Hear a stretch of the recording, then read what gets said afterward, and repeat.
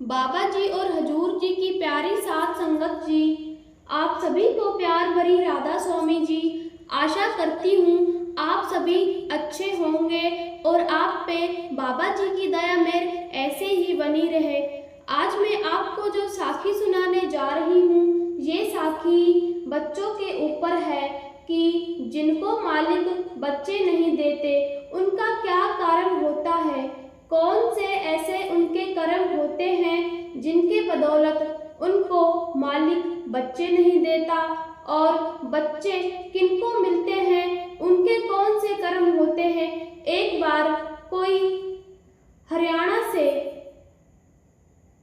के हिसाब से कोई जत्था ब्यास के लिए 10 दिन की सेवा में गया और वह जत्था ब्यास में बागवानी की सेवा में गया था। उन वक्त में भक्तों में हजूर महाराज जी के घर से जो माता जी थी वे बागवानी की कर्नल हुआ करती थी। जितने भी जहाँ पेड़ लगवाने होते हैं या कई पार्क बनवाना होता है, जितने भी है इसका जो भी काम होता है उनके अंडर में होता था। वे पास करती थी जहाँ भी क्या करना क्या नहीं करना, कौन सा पेड़ लगाना, कहाँ फूल लगाने, कहाँ क्या करना है। तो उस जत्थे के अंदर जब कोई माता जी गई जिसके एक लड़का और एक उसकी बहू, उसके एक बहू बेटे के घर में कोई बच्चा नहीं थे, उनके कोई पोता पोती नहीं थी, उस माता जी के कोई संतान नहीं थी। उनकी शादी को 20-25 साल हो गए थे। वो जत्थे में माता जी गई थी। वो जो ब्यास में कर्नल थी माता जी हजूर महाराज चरण सिंह जी के घर से, वो इंचार्ज थी। वो बागवानी की सेवा में कर्नल थी। उनसे कहने लगी कि माता जी, मेरे एक बहू बेटा है जिनको मालिक ने औलाद नहीं दी है।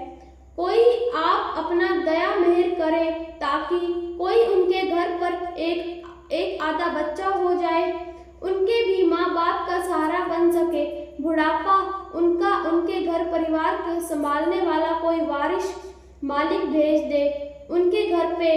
तो उस माता ने कहा कि बेटा, अब की बार जब आओ ना आप सेवा में, जब भी आपको मौका लगे तो उन अपने दोनों बेटा बहू को साथ लेकर आना।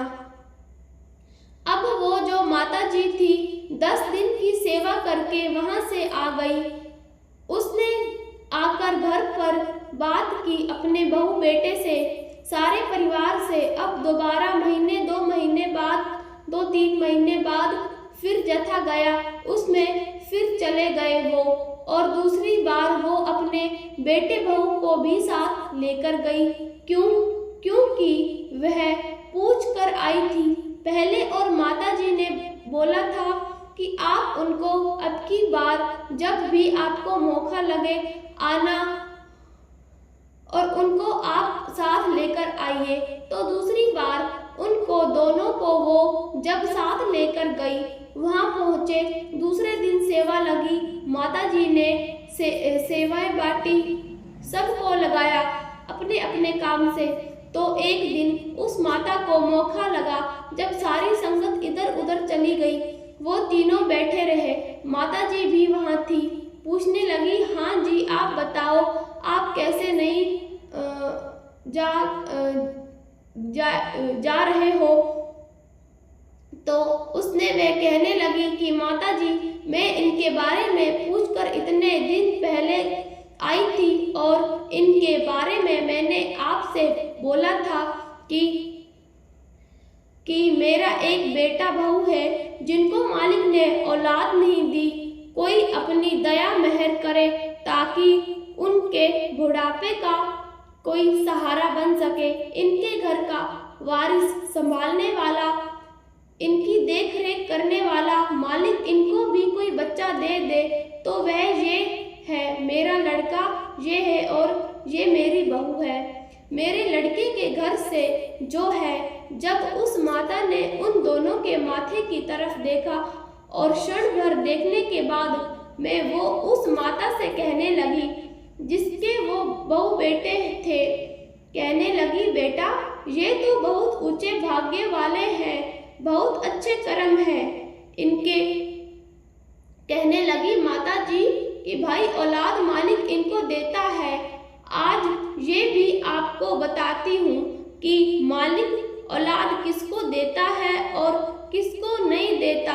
कहने लगे जिसके बहुत अच्छे कर्म होते हैं उसको मालिक, जिसके ऊपर कोई कर्जा नहीं होता उसको औलाद नहीं देता।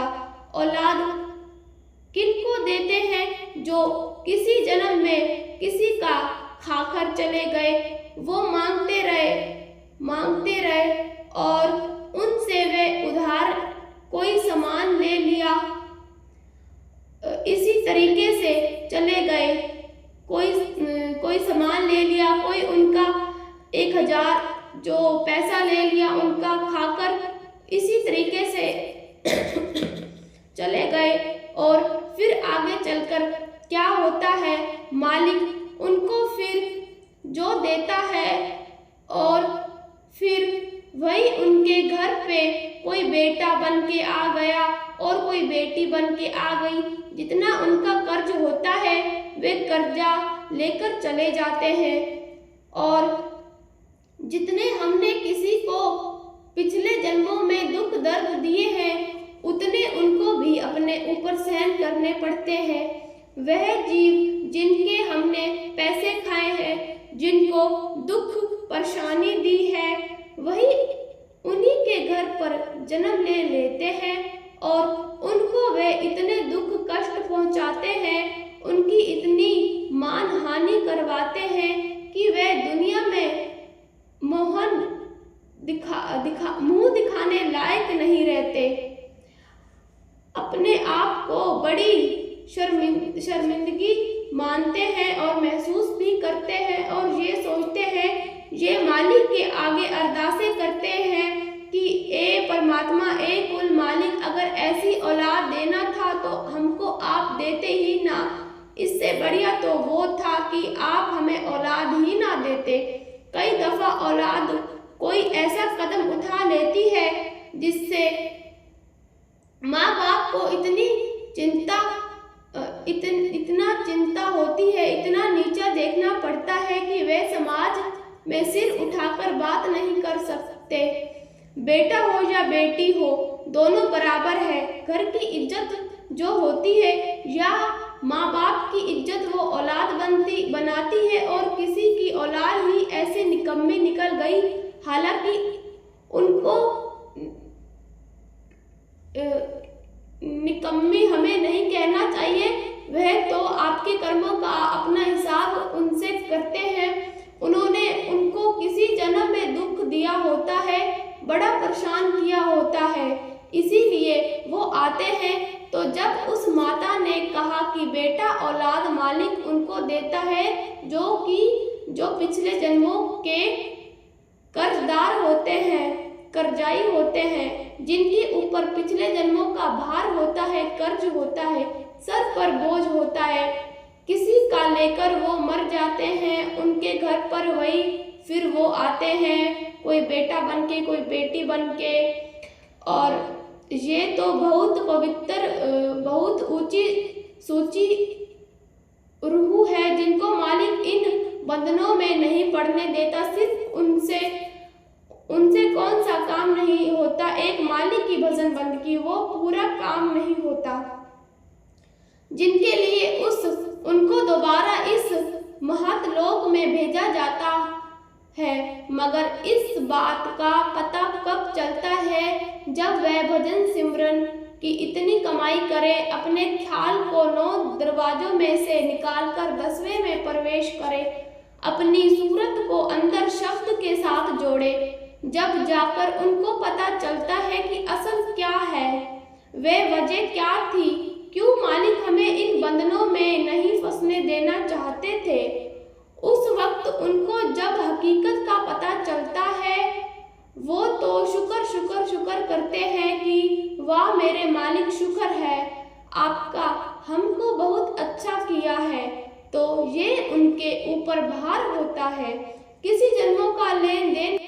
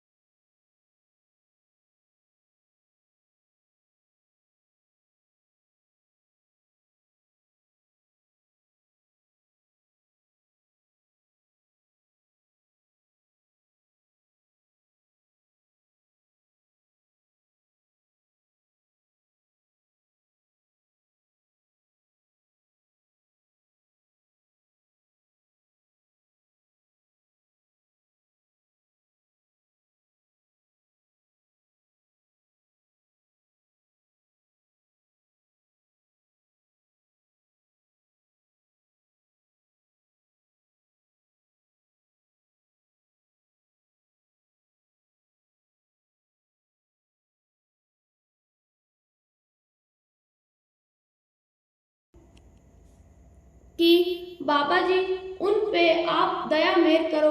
अब कुछ दिनों के बाद वह महीना 2 महीने बाद में फिर से दोबारा आई और फिर उन्होंने वही बात महाराज जी से आगे रखी कि बाबा जी उनका तो वही कारनामा है, वही उनके सारे काम है, वो तो नहीं सुधरा, वही उनके सारे काम है। ना वो शराब छोड़ता है और ना मेरे को भी गाली गलौज करता, मार पिटाई करता है। मैं बड़ी दुखी हूँ। बाबा जी कोई अपनी दया मेहर करे ताकि वो सुधर जाए, वो भी आपकी सेवा में, आपके नाम भजन में लग जाए ताकि हमारी जिंदगी बदल जाए। मैं इतनी दुखी हूँ हद से ज्यादा। फिर बाबा जी ने उनसे कहा, उस औरत से कि कोई बात नहीं बेटा, ठीक हो जाएगा, वे कुछ वक्त और है, आपकी ये मुसीबत की घड़ी ये भी निकल जाएगी। अब वह बेचारी फिर चली गई कि चलो बाबा जी ने कहा है ठीक हो जाएगा। फिर जब गई तो उसका वही हाल, सुबह से घर से निकल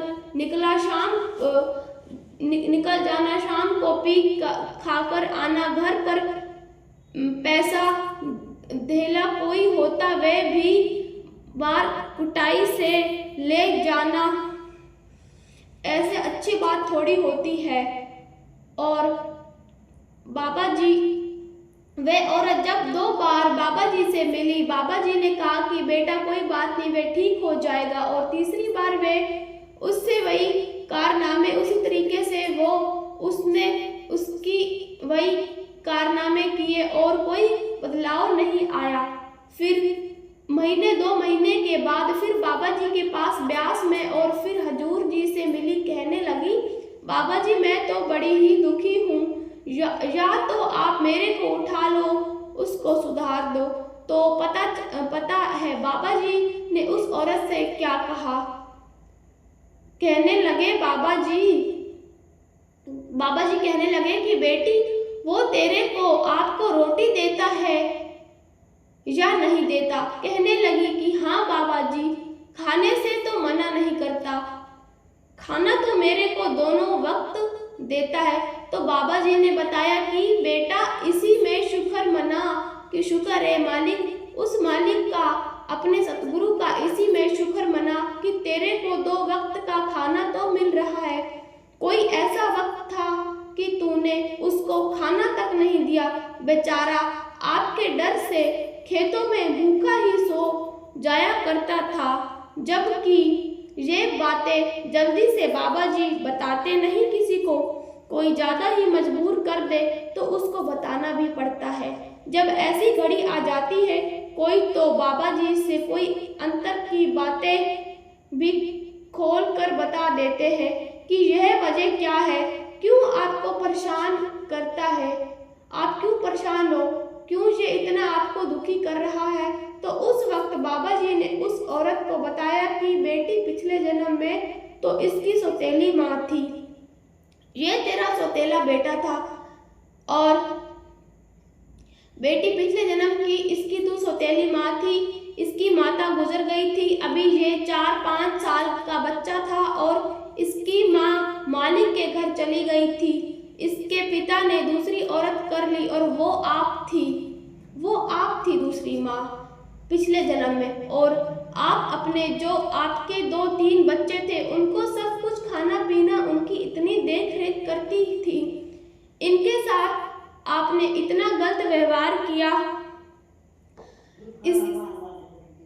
इससे सारा काम करवाती थी और मार पिटाई करती थी और इससे पिता से भी इसको पिटवाया करती थी।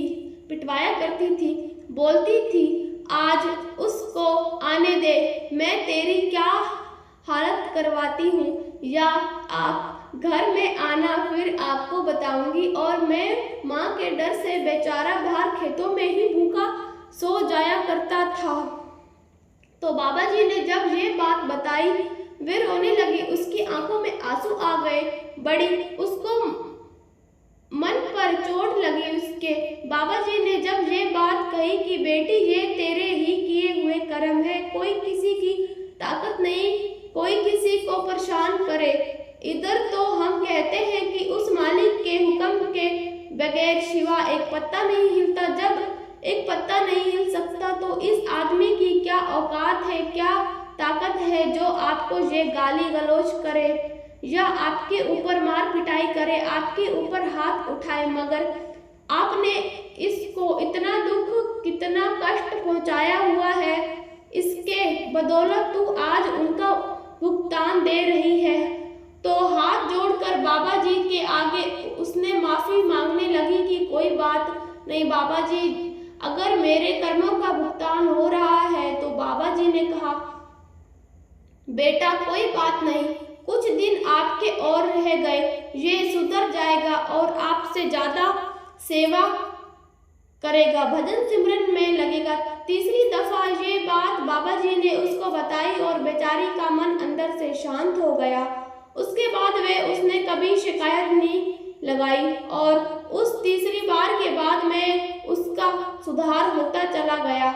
उसका जो लेन देन का हिसाब किताब था, जब तक वे अपना पूरा कर चुका था, उसके बाद में ऐसा मालिक ने उनका पन्ना पलटा कि वो भी धीरे धीरे सत्संग में जाना शुरू हो गया और गलत शराबी कबाबियों की संगत को छोड़ना शुरू कर दिया। और उसको भी धीरे धीरे बाबा जी के जब दृष्टि डली ऊपर, उनके भी हृदय शुद्ध होता चला गया और एक दिन नामदान मिल गया।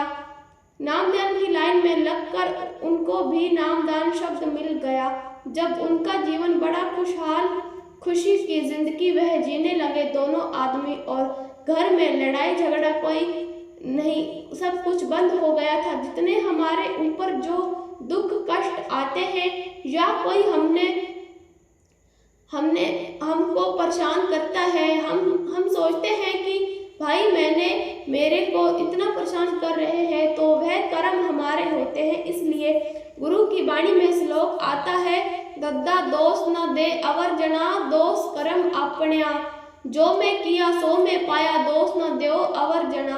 कि भाई मैंने ये कर्म खुद बनाए हैं, ये कांटे मैंने खुद बोए हैं और ये मेरे को ही लगेंगे। जो किसी के लिए खड्डा खोदता है ना, मालिक उसको तो बचा देता है, और जो किसी के लिए खड्डा खोदता है वो उसी में ही खुद गिरता है।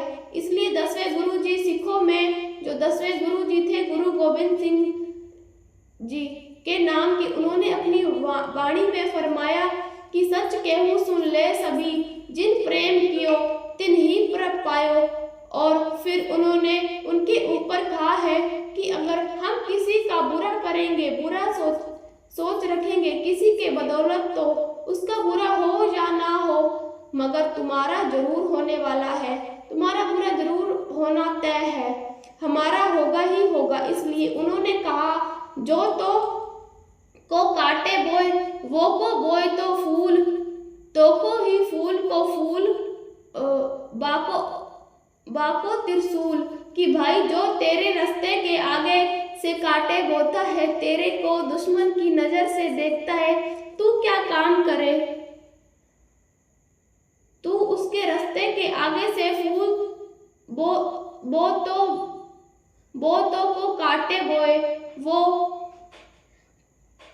बोए तो फूल तोए फूल को फूल।